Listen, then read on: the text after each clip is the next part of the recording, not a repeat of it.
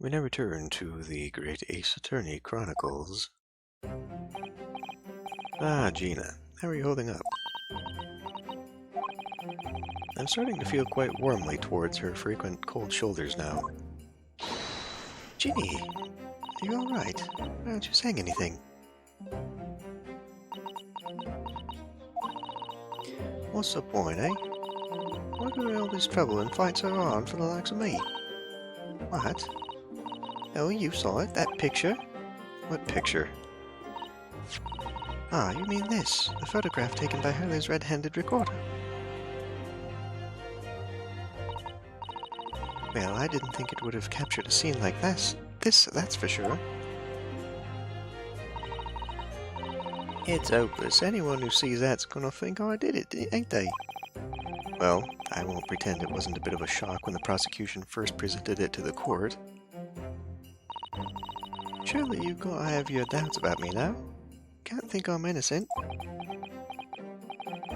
Of course I can. I have no choice, as the game has repeatedly reminded me. Ginny, why don't you talk to us? Tell us what really happened that night. Eh? Bruno's cleverly managed to piece together a lot of new information, but still, we'd really like to hear it from you.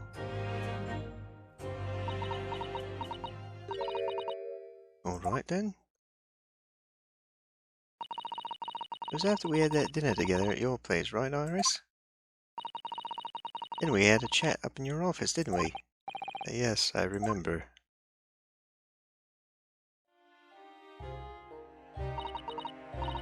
After that, I just couldn't sleep.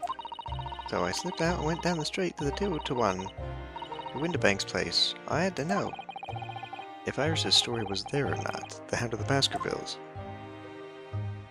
I don't know what it's about or nothing, but if you ask me, there's something in it that Sholmes don't like. Something what he don't want people reading. So that's why he lied to Iris about sticking it in lug with Winterbank for safekeeping. At least, that's what I thought at the time. So you broke into Winterbank's. I just had to know if it was there or not. I mean, I had no idea. I had no idea all that it's going to kick off, did I? I struck the lock and snuck inside. It was dark as you like in there. So I gave the oil lamp on the counter a bit of wick, and that's when... What do you think you're doing? Ah! I nearly died, I did, and next thing I knew...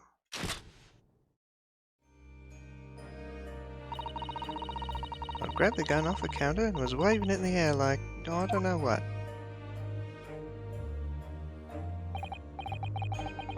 You're the girl who was here this afternoon. I didn't think pickpockets went in for armed robbery. The metal script, have you got it here? Did Sholmes leave a load of papers with you? A story? I beg your pardon.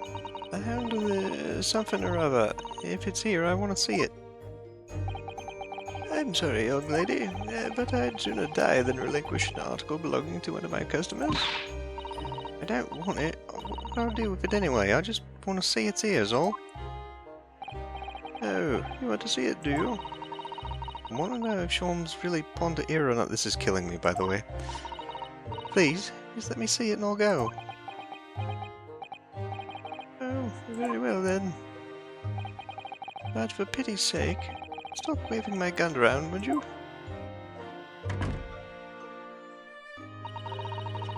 So then the old cove unlocked the storeroom door and we both went inside. And it was there all right, the manuscript. Sholmes weren't lying after all. So you did all that just to check for me, Ginny?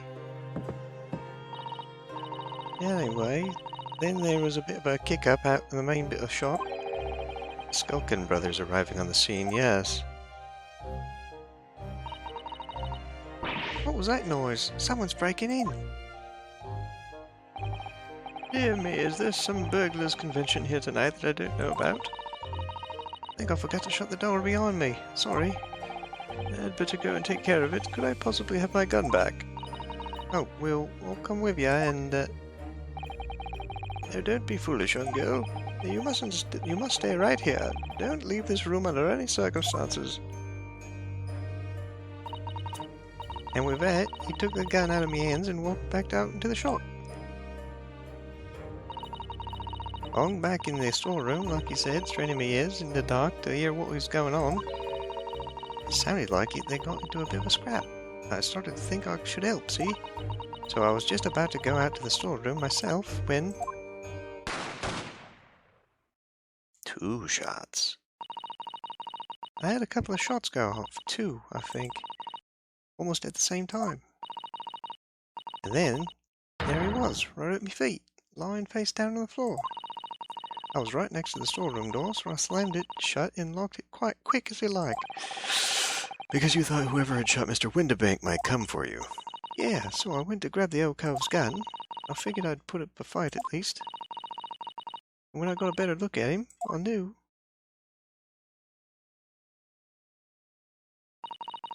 The bank was a goner. I felt funny in my head all of a sudden. Kinda dizzy. And after that, I don't remember nothing. That must be when you passed out, Gina. If I hadn't done what I'd done, the old cove might still be alive. Did you tell the police everything you just told us? Of course I did, but they didn't believe a word of it, did they? All they said was if I kept telling lies, it'd make things even worse for me. It'll be alright, Ginny, don't worry. Just stay strong a little longer. Bruno's about to put the real culprit through the mill. I don't know about that. Gonna be another 2 hours just to get through the damn interviews. Or that cove was there in the afternoon. Edgar Benedict. Yes, we remember him. Oh, I still remember how he looked at me, like I was nothing. He was there that night. We don't know his real name yet, but I'm convinced that he's involved somehow. Anyway, thank you for telling us what happened, Gina. I appreciate your honesty. You what? You can leave it all in Ryuno's capable hands now, Ginny.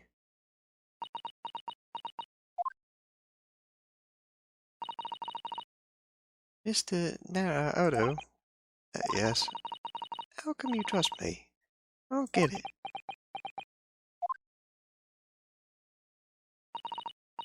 I mean, have you forgotten what happened here before? Come on, it was only 2 months ago. In McGilded. We told you a whole pack of lies. And you got the bog trotter off with him, even though he's a killer. No, I could never forget that. Oh. I did what I thought was best at the time, but the pain of that error of judgment doesn't get any easier to bear. Still, don't forget that I also made you a promise. I told you that I'd be on your side to the bitter end, no matter what. But what if I'm lying? You could be working to get another killer off the hook for all you know. I was once in your position, Gina. I was the accused in a trial. You were? Before I left Japan, I was accused of murder. And strange as it might sound, the circumstances of the crime were pretty damning. I was sure that no one would believe it wasn't me who'd done it. Oh, Ryuno. But there was one person who stood up for me, who believed in me, and was prepared to defend me. My best friend. Why are we having this flashback again? We literally went through this entire sequence. Ryunosuke, no one believes in you more than I do. Leave this to me. All you need to do is put your faith in me, and I'll do the rest. I was so happy I cried. But even then, somewhere inside me, I couldn't help thinking, surely he doesn't really believe in me. Not completely. But I was wrong.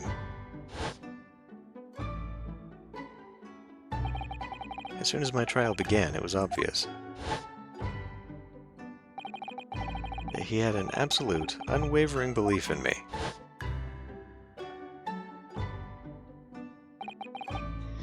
And in turn, I developed an absolute unwavering belief in him.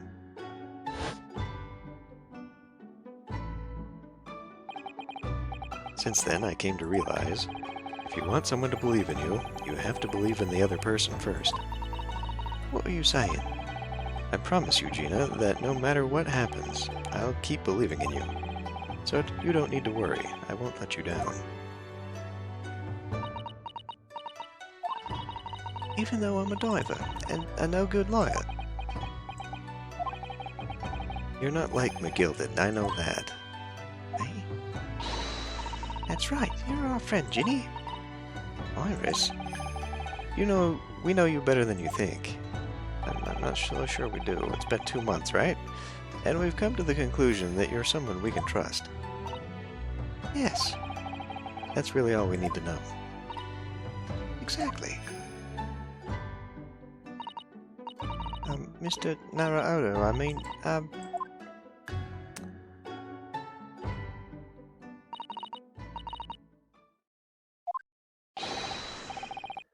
That was an hour. The defendant, Gina Lestrade, and her legal representative. Court proceedings are about to resume. Please head into the courtroom immediately. Yes, of course. Thank you. Monsieur Bailiff. I've been both a defendant and a defending lawyer in my time, so I knew only too well just how hard it was to put all your faith in another. And I also knew just how hard it was to bear the burden of another putting all their faith in you. This is it at last, the final chapter, the final battle. Wish me luck, Susato-san, and I hope you're watching over me too, partner. I was gonna say, she's not dead. So now we just have to push this until we're backed up against the wall, and then Sholmes is gonna walk in and obviously be the Deus Ex Machina of this chapter. I hereby call this court to order as we resume the trial of Miss Gina Lestrade. Lord Van Zieks, have you successfully subpoenaed the witness? The subpoena was delivered to the communication station where the man works immediately, my lord. However, the heavy rains delayed the arrival of his carriage, it would seem. I see. Then let us turn our attention to Inspector Gregson's precis of the case heard by the court this morning. The glaring omission of the third bullet in your report is a serious blunder, Inspector. Yes, I can only apologize, my lord. And although the defense's chemical analysis of the blood at the scene makes for a compelling argument, I cannot permit such untried methods to be used as evidence in my courtroom. It's a big mistake to cross Hurley and me. A very big mistake. My lord, the subpoenaed witness has just arrived in the building. Thank you, officer. Show him to the stand without delay. Mr. Edgar Benedict. I didn't expect to be crossing paths with him again so soon. And certainly not like this. Why not? They went to all the trouble of making his character assets. Of course they'd use it more than once. Thank you for complying with the court subpoena at such short notice, sir. But of course, my lord, as an upstanding member of London society, it is my pleasure to oblige. Now, kindly state your name and occupation for the record. Ashley Graydon, Communications Officer. Mr. Graydon and I both work at London Central Communications Station. Now, perhaps somebody would kindly explain what all this is about. You were apprised of the situation by the court officer on your way here, I presume. Yes, I was. Something to do with a murder that took place at a pawnbroker's on Baker Street. And some nonsense about me having been there on the night in question. That is the accusation, indeed. This really is beyond a joke, you know. Very well. Without further delay, the court will hear your testimony now, Mr. Graydon. You will respond to the accusation made against you under oath. Gladly, my lord, gladly.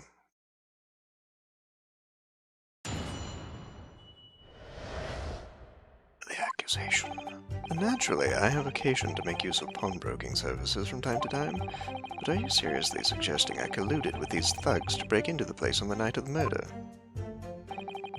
I have no intention of admitting to such an outrageous accusation, even if certain parties here present claim that my blood was found at the scene.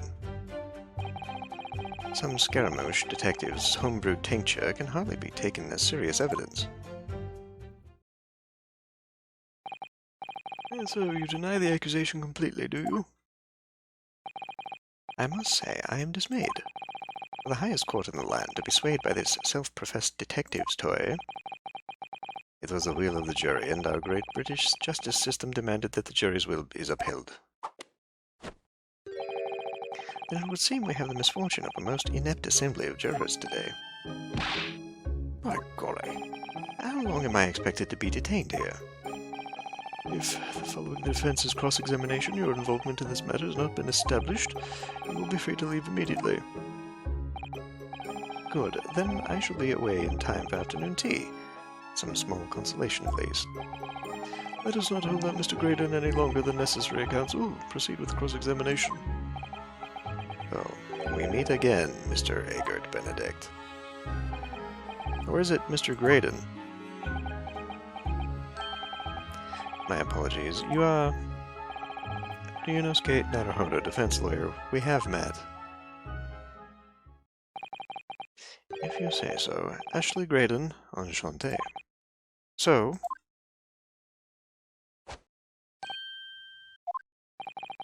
I trust we can conclude this quickly. But I'm not holding your flashy hat while we do. What's in the hat, though? He's gonna find something in the hat. No doubt, right? Naturally occasion of pawnbroking.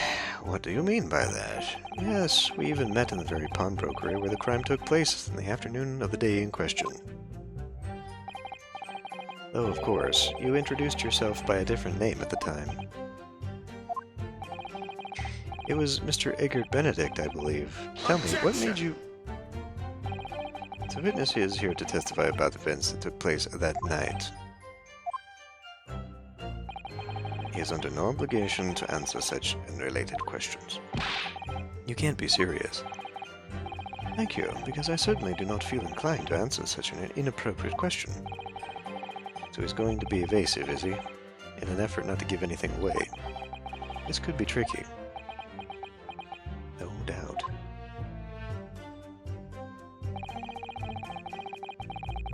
Illusion? Hold it! Have you seen these two men before? This pair? No, I don't associate with criminals. Said by a man who introduced himself as Edgar Benedict. I'd like to know who I have to thank for this. Who made this outlandish accusation against me? The young lawyer there in the black. This is a farce. Whose idea was it to permit an outsider to work in a British court anyway? Well, needless to say, I have no intention of admitting to an outrageous accusation. Where were you at around 1 in the morning on the night in question, sir? This is past the hour at which I would normally retire. Certainly. I was not in the company of these rapscallions. You're able to prove that. Objection! Listen carefully, my learned Nipponese friend. For you appear to be under a gross misapprehension on this point. What do you mean? The witness maintains he was not at the scene of the crime. He has no obligation to prove his absence. If your accusation is that the witness was present at the scene, the obligation lies with you to prove your assertion. You will fulfill that obligation before putting any more unreasonable questions to the witness.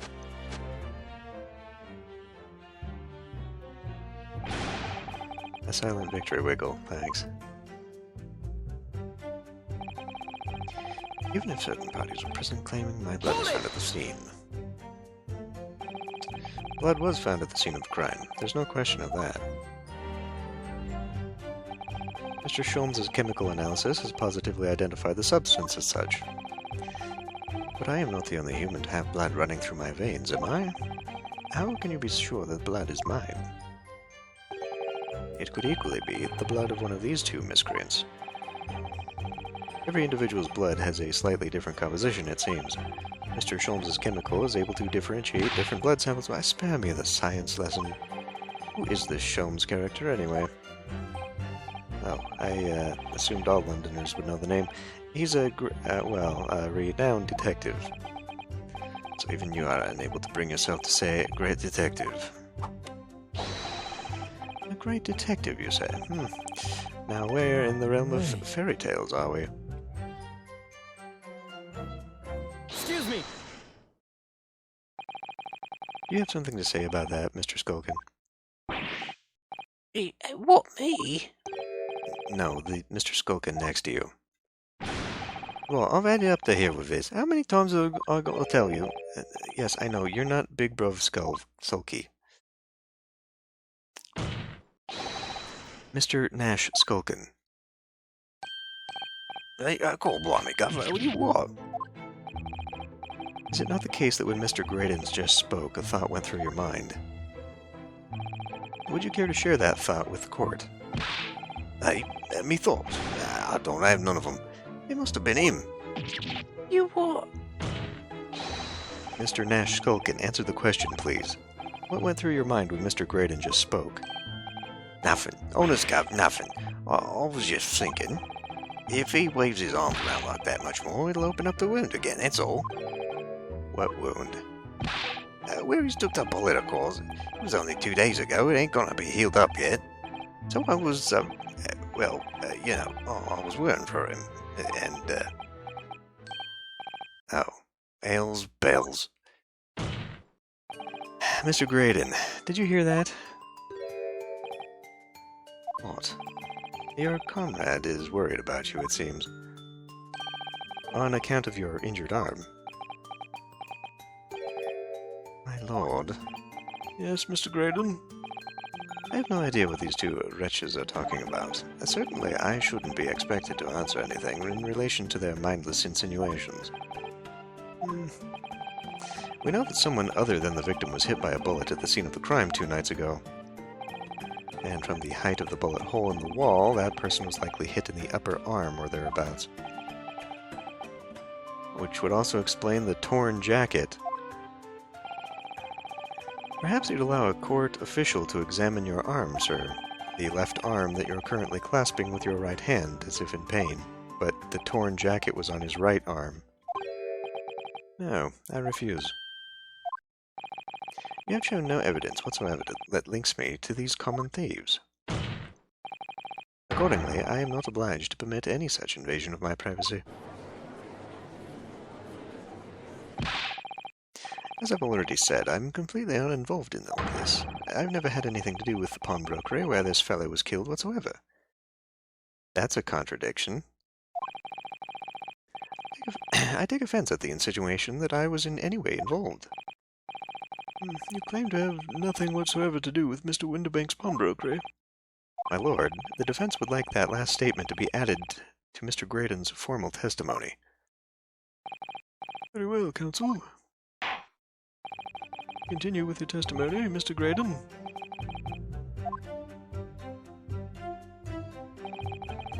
The bottom line is, I've never had anything to do with the pawnbrokery establishment where the man was killed. Hold it! Never had anything to do with it. You forget that I was there, Mr. Graydon, on the very afternoon of the incident.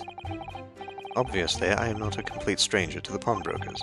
I am currently on the lookout for an armchair to furnish my study. Objection! No, you were there to redeem an article. I have no idea what you're talking about. Excuse me! Do you have something to add, Inspector? Hey, come again, Sunshine. You were there too, in fact, weren't you, Inspector? That afternoon. Well, yes, I do remember meeting yourself and the pawnbrokers that afternoon. You, your young Japanese assistant, and the accused were all present, as I recall. And at that time, this witness, Mr. Graydon, was trying to acquire a particular article. Well now... I'm afraid I don't remember too clearly. What? But you must! I'm not gonna lie and pretend I'm remembering something that I don't. What's going on here? Riggsy showed us a picture before, didn't he? You know, from the cameras that Hurley installed in Winterbanks. Yes, of course. Indeed, the gentleman pictured bears a striking resemblance to the witness, I must say. Exactly, which proves that Mr. Graydon was in the shop on the afternoon in question. At no point have I denied that fact. I merely entered the shop to peruse the articles on sale and have a word with the broker. Nothing more.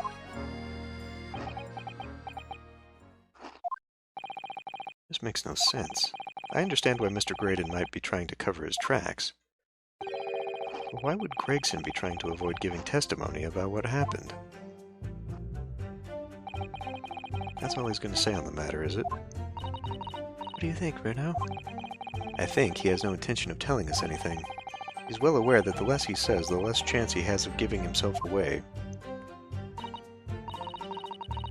The complete opposite of Hurley, then. He seems to think that the more he says, the better. Well, at least I managed to prise a little more information from these witnesses' lips. All thanks to the Skulkin brothers.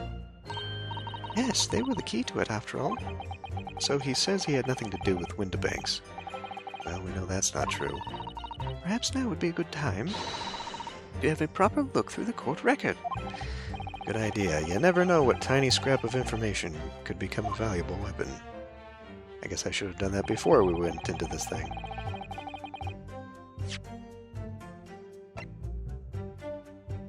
Pawnbroker's ticket.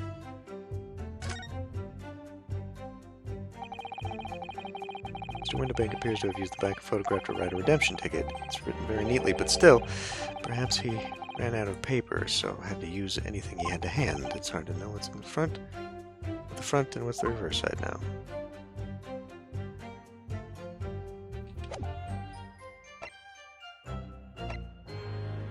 This was in the coat.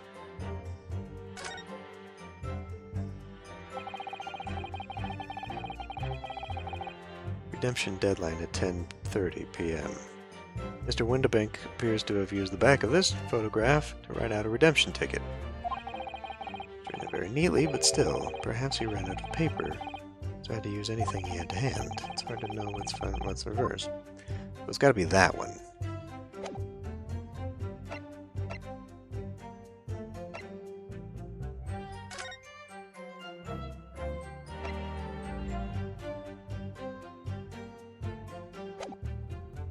Why would we be given that? What was the back of this again? Oh, the spy.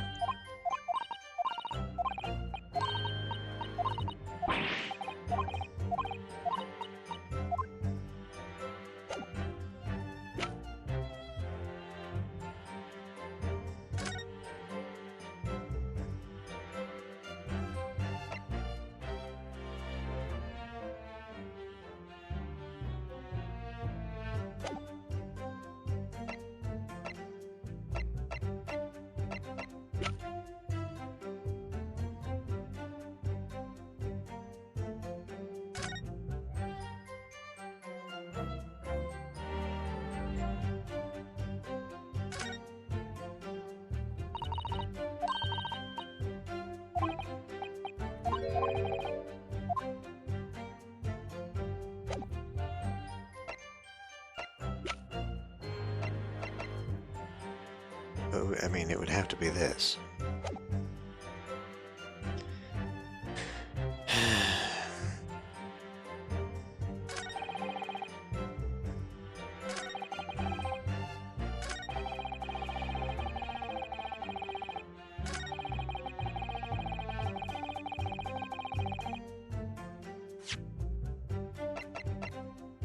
Objection! No, music didn't change, so I guess not. A damning inconsistency, you say. As I look at you, Counsel, I see your trembling hand, your pallid expression, and your perspiring brow. It seems to me that is the damning inconsistency here, with the misplaced confidence of your assertion.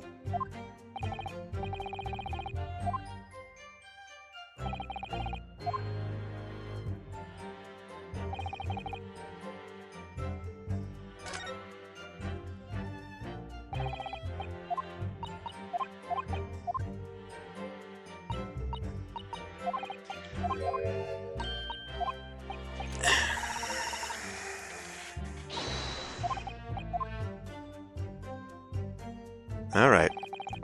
I'm done with this shit. Alright.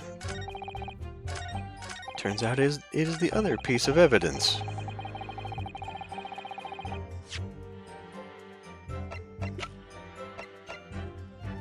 Objection! Have you ever seen this disc before, Mr. Graydon? Why? Is it supposed to mean something? This disc was, until the day of his murder, in pawn in Mr. Windibank's shop. It was redeemed by the defendant, Miss Gina Lestrade, that afternoon. However, somebody mysteriously appeared to try to take it from her. And that somebody was you, of course. Wasn't it, Mr. Graydon? As I have reiterated numerous times now, you are mistaken. That was not me. I've never seen that disc before in my life. It may have escaped your notice, but there is a small smear of blood on the disc.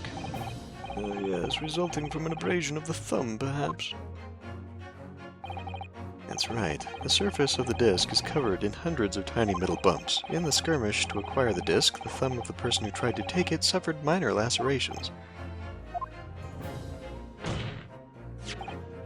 So, while the disc bears the remnants of that skirmish in the form of this smear of blood, the thumb of the person in question must bear the remnants also in the form of a scratch. Good gracious, indeed it must.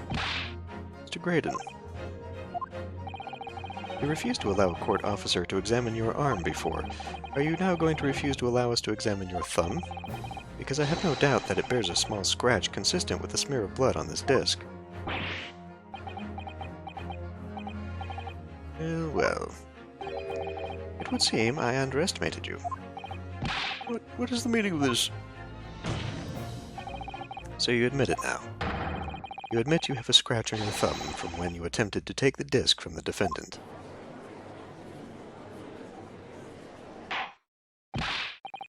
Order. Well, Mr. Graydon? It would appear there's been something of a misunderstanding here. I did not attempt to take the disc, as you put it. No, quite the reverse. What are you trying to say?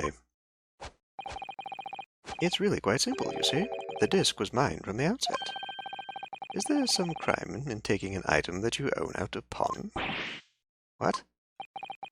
It would seem, Mr. Graydon, that in this piece of evidence my learned friend has established a link between yourself and the incident. Accordingly, you will tell the court everything you know about this disc now. As you wish, though I'm quite sure it has nothing whatsoever to do with the pawnbroker's murder.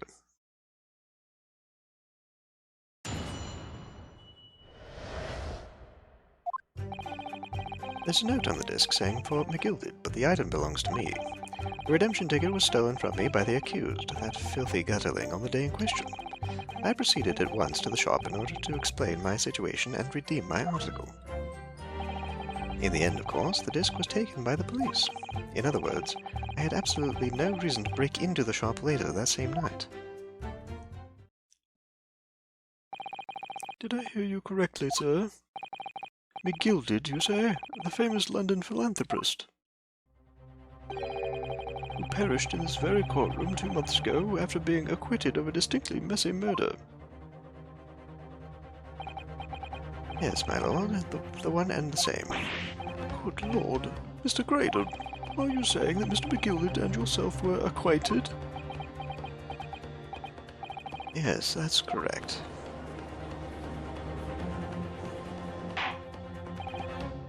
Order. Well, I certainly didn't expect to hear that name uttered here in my courtroom again. According to what Gina told us, this disc was placed in pawn on that fateful night 2 months ago. McGilded himself gave instructions to deposit it at Windibank's. It's funny Mr. Graydon here is claiming the disc belongs to him then, isn't it? In all likelihood, he's lying. So, he appeared that afternoon at Windibanks in order to get his hands on McGilded's disc for some reason. Counsel, you will commence your cross-examination, please.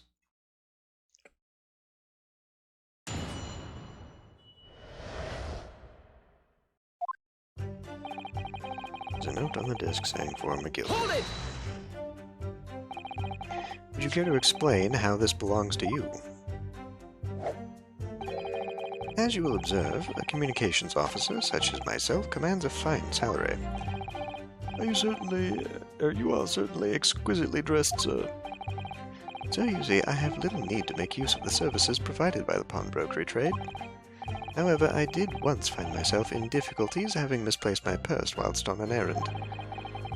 Which is why I pawned my fine black overcoat to the broker in question. Are you kidding? It seems... Okay, hold on. Alright. So the apartment below me is apparently having its floor redone, and for whatever goddamn reason, the handyman decided 8 o'clock at night is a great time to come over and do it. Anyway, pawn the fine black overcoat to the broker in question. You claim that was your overcoat. Obviously, and in my haste I clean forgot that the music box disc was in its pocket. And yet there is a note on it that reads, "For McGilded." I am a collector of rare and unusual music box music. I first met Mr. McGilded at a gentleman's club in the city, and was interested to discover that he shared my penchant in that area. So the disc in question... Oh, for fuck's sake. I'm gonna have to wait a couple hours to finish this recording. Well, third time's the charm. It's a pre-production sample. I promised to let Mr. McGilded hear it. But then you forgot that it was in the pocket of the overcoat you were forced to pawn. Yes, exactly. Gina didn't mention Gina didn't mention any of that in her testimony 2 months ago, did she? No, because McGilded had threatened her to keep her mouth shut, which means that if we dug too deeply, or dig too deeply here, it's going to expose Gina's perjury. Oh dear, this is complicated, isn't it? Let's leave it alone for the time being. The redemption ticket was stolen by me from the What's-a-What's-a-Who. Hold it! So you're saying that Miss Lestrade lifted the ticket from your pocket or bag? That's right. Despite being mindful of danger when walking in the insalubrious areas her kind of frequent, Objection! Miss Lestrade did no such thing. Well, of course you would take that stance, but the girl is a regular offender. You came to the pawnbrokery that day prepared with all the information you needed to identify the defendant. You were looking for her. That's what brought you to Windibanks. You get your hands on Mr. McGilded's disc. Objection! My learned friend is a veritable font of nonsense. Nonsense? I concur with the prosecution. Counsel, you will refrain from conjecturing in this way. Is that clear? Yes, my lord. Then I will continue with my testimony for what possible use it can be. I proceeded at once to the shop in order to explain my situation and redeem my article. Hold it! Had you ever been to Windibanks before? Clearly. Only once, for the purposes of pawning something, but like many, I enjoy browsing I enjoy browsing in such establishments. So when you noticed that the pickpocket had taken your ticket, you chased after her, is that correct? Yes, that's right. I didn't notice at first, of course, such is the art of the pick-purse. But when I did, I headed to the pawnbrokery at once, in order to reclaim my coat before the thief could. I was merely trying to recover what was rightfully mine in the first place. He can say what he likes because he knows we have no evidence to contradict him on this. And then, of course, the disc was taken by the police. Hold it! Yes, it was taken by Inspector Gregson here, wasn't it? That's right, this was the very man. Apparently the police are collecting anything that has a connection to Mr. McGilded. Is that right? as evidence. Excuse me. Is something wrong, Inspector? What do you mean? The last remark Mr. Graydon made in his testimony seemed to trouble you in some way. No, it didn't. It's nothing. Leave it alone. Let me ask you this, Inspector. Why is Scotland Yard gathering Mr. McGilded's possessions? I can't tell you something like that, Sunshine. What is it, Inspector? Investigative secrets? Yes, exactly. You should know all about it. I'm Miss McGilded, who died so unexpectedly after his trial 2 months ago. A man renowned throughout the capital for his great contributions to public life, yet he had a dark side too. Where are you going with this, Van Zieks? I suppose the police are dealing with the aftermath of his nefarious activities, are they? That's enough. Coppers like me have duties to carry out that we're not at liberty to talk about. That's all you need to know. Duties conferred by Lord Strongheart, I presume. The Lord Chief Justice appears to have great faith in you, Inspector.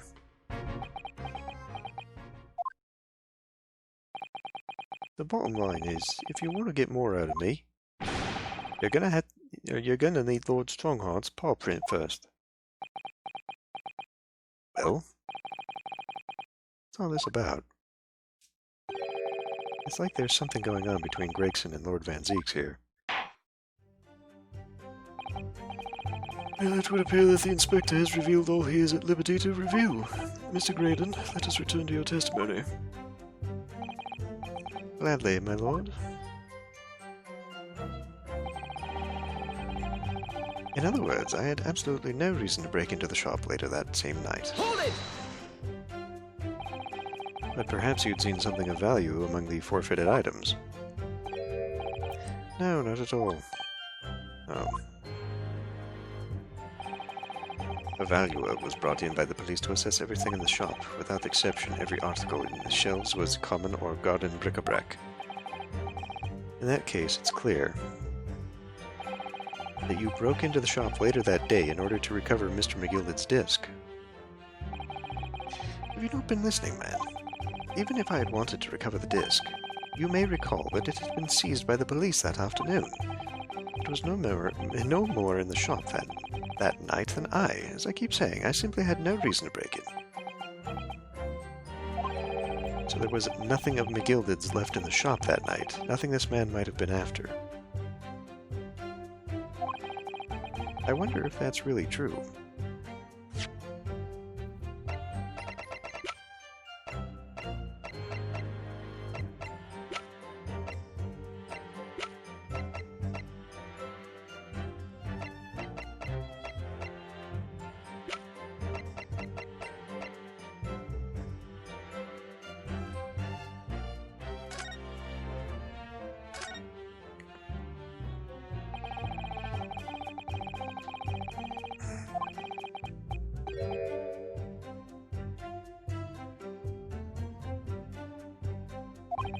What was this for? One small box. What was in that box? And this expired a few days prior to that.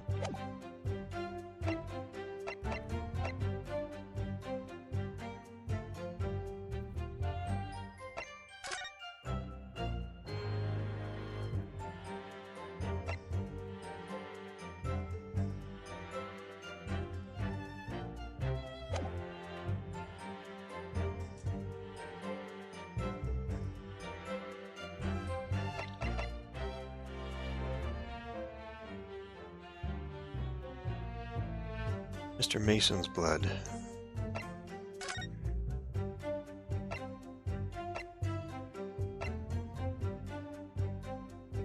Well, the game seems to think that it's his blood, so...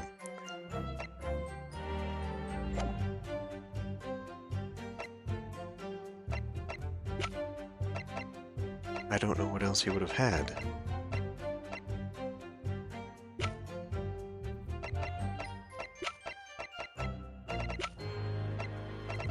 Unless it was this. Who did this belong to? Bruno, if you have some evidence, then let him have it. I'm dying to see that irritatingly assured expression of his crumble. McGilded slipped the disc into his coat pocket and had it deposited at Windibank's. Then, when he realized he was going to be arrested on suspicion of the omnibus murder, he threatened Gina and forced her to take the redemption ticket. There's no doubt about it, that witness is lying through his pearly white teeth. The police were obviously after anything left behind by McGilded as well. That's why Inspector Gregson ended up taking the disc into custody that day. But Gregsy's being very strange about all this. There must be a reason for that, I'm sure. I just don't know what it is. Now I need to focus on exposing the fact that Mr. Graydon is lying in his testimony.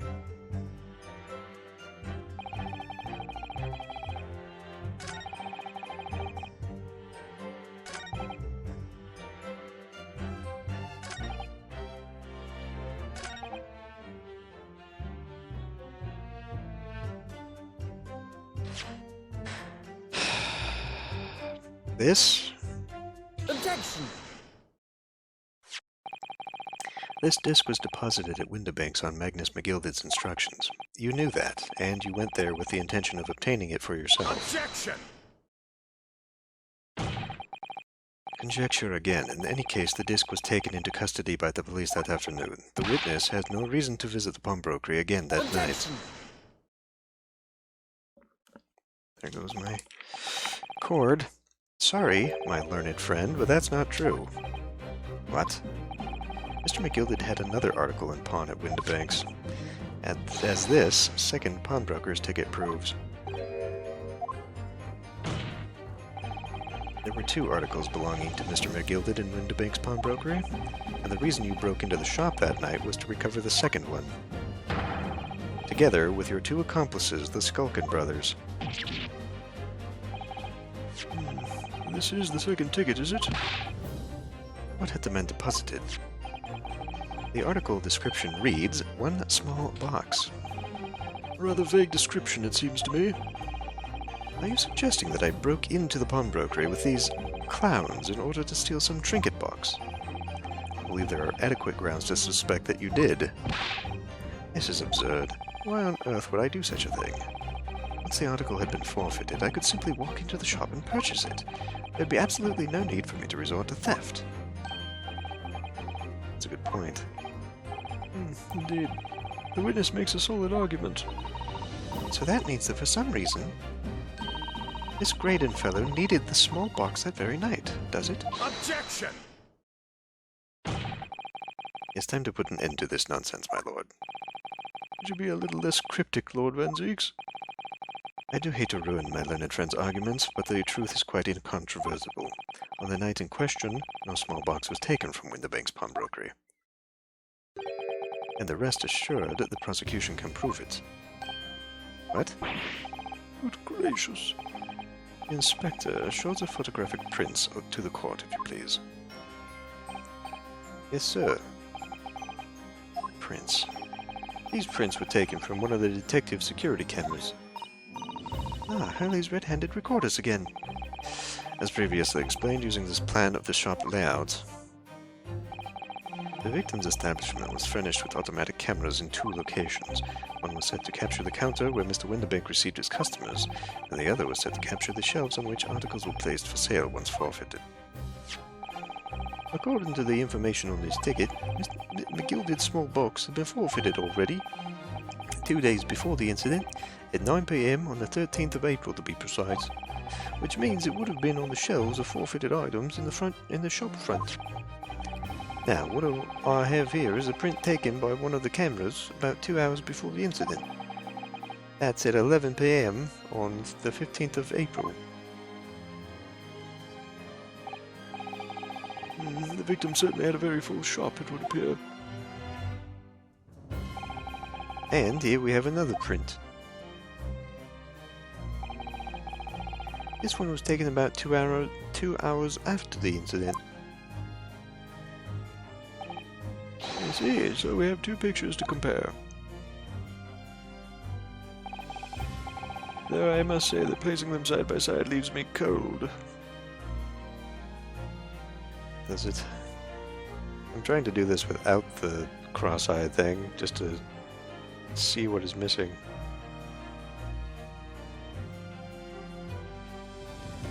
No. Yeah.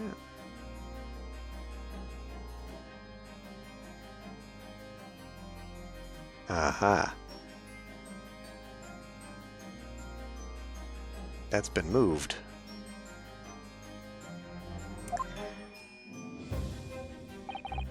Dear me, that's starting to make my head ache. Obviously, at Scotland Yard, we considered theft as one possible motive in this case.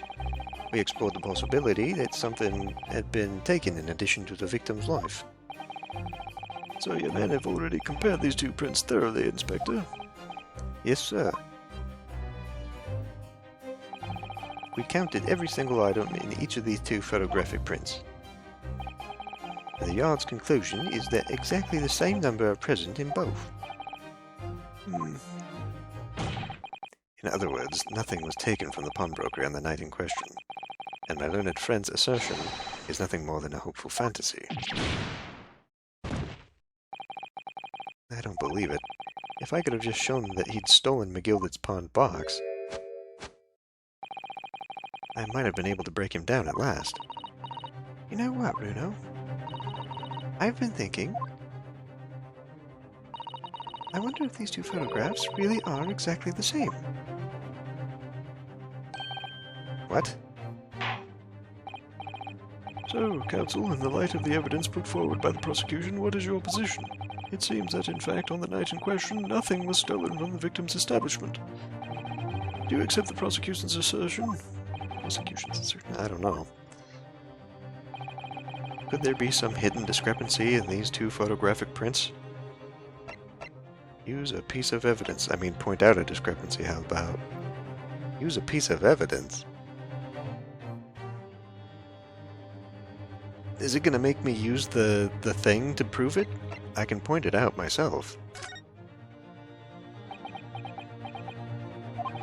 I wasn't sure at first, but there is clear discrepancy between these two prints. What? You must identify the location in question for the court, counsel. Indicate the precise location of the discrepancy of which you speak. Of which you speak. Well, I mean, can I get more precise? Take that! Granted, these two prints are almost identical. However, there is one minor discrepancy between them. What? When you view the two pictures stereoscopically,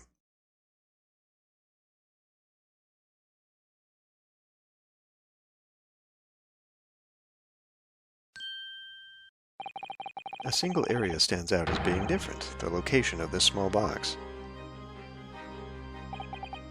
Let's wait. Unbelievable.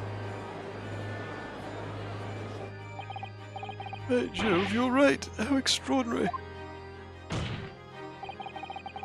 What this tells us is very simple. Mr. McGilded's small box was indeed not stolen from Windibanks on the night in question.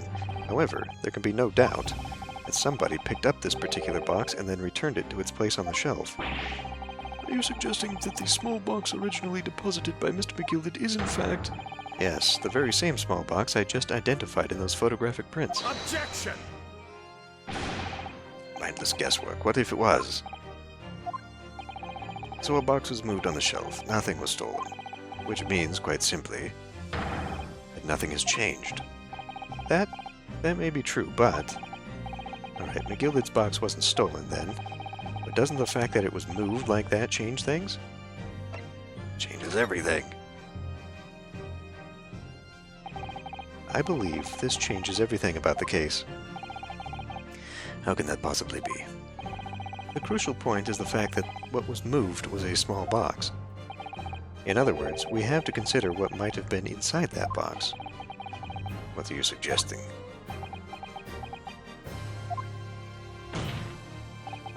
I'm suggesting that we need to examine that box as soon as possible. A vital piece of evidence is sitting on the shelves at Windibanks as we speak. Objection! That won't be necessary. Some little box belonging to a man who died 2 months ago can't possibly be relevant to this trial. The court does not uphold your objection, Lord Van Ziegs. Bailiff, arrange for an officer to go to Baker Street at once. Obtain the small box in question and bring it back here for further examination.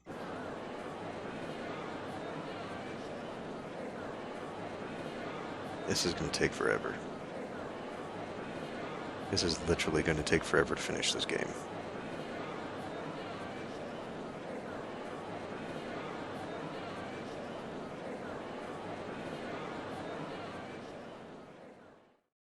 I'm guessing at least 3 more episodes. We should have a report within half an hour. I think perhaps we should recess for a short while until the evidence is brought forth. To be hoodwinked by such a farce. Disappointing. I beg your pardon, Lord Van Ziegs. This is nothing but a smokescreen. A Nipponese specialty, it would seem. What are you trying to say? My learned friend has persisted with the same line of reasoning from the very beginning, that this was witness's intent was to steal an article belonging to Mr. McGilded from the pawnbrokery. Yet common sense tells us that none of the articles have value enough to be worth stealing in the first place. Exactly. It would be beyond absurd to break into a place for the purpose of stealing such commonplace property.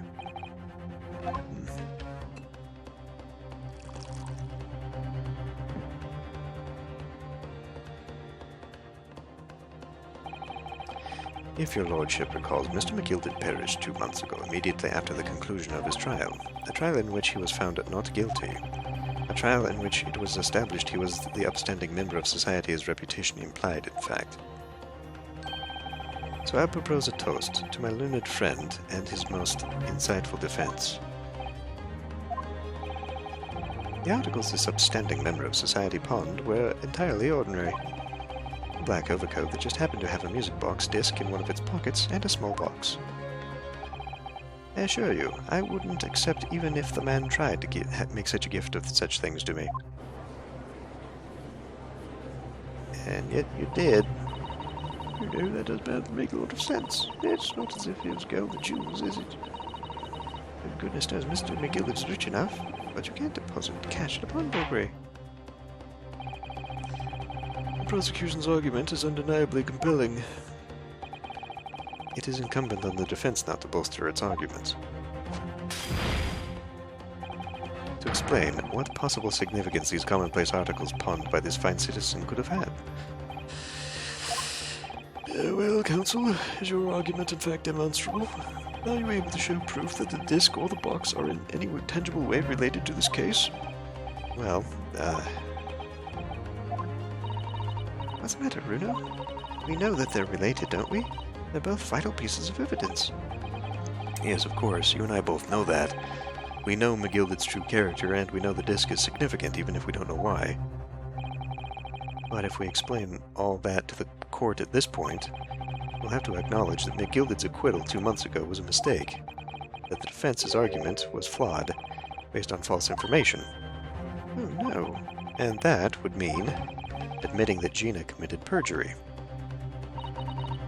But Ginny? Could it be the Van Ziegs knows? Is that why he's doing this now? Because he anticipated everything? Maybe. This could be a great opportunity for us. Sorry, what do you mean, Iris? Well, what is it that you always say, Runo? Sooner or later, the truth comes out. Every time.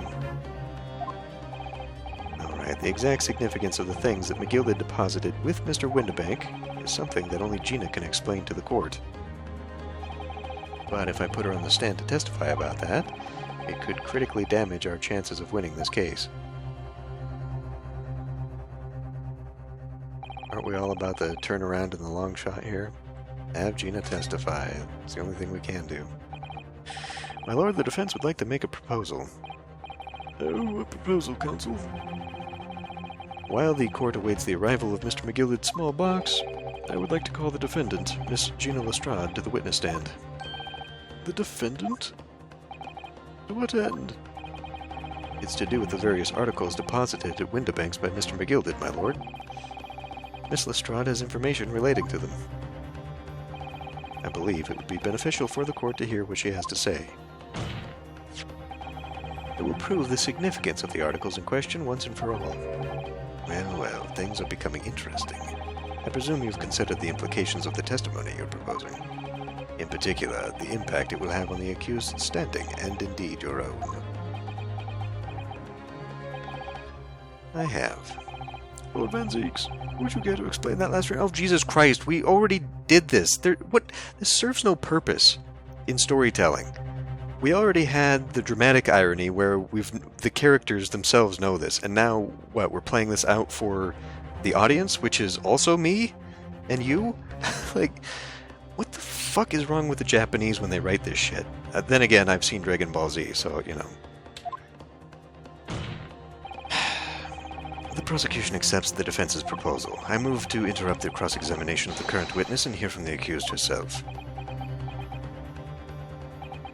Very well, if you have no objection. So the court will now hear the testimony of the defendant, Miss Gina Lestrade. Your witness is currently in the stand, may step down until further notice.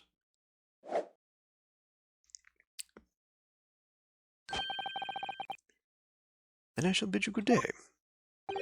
Wait. You, sir, shall remain in the stand while Miss Lestrade testifies. As you wish. All right then, Gina, it's time. I know this will be hard, but please, put your faith in me here. Good luck, Runo.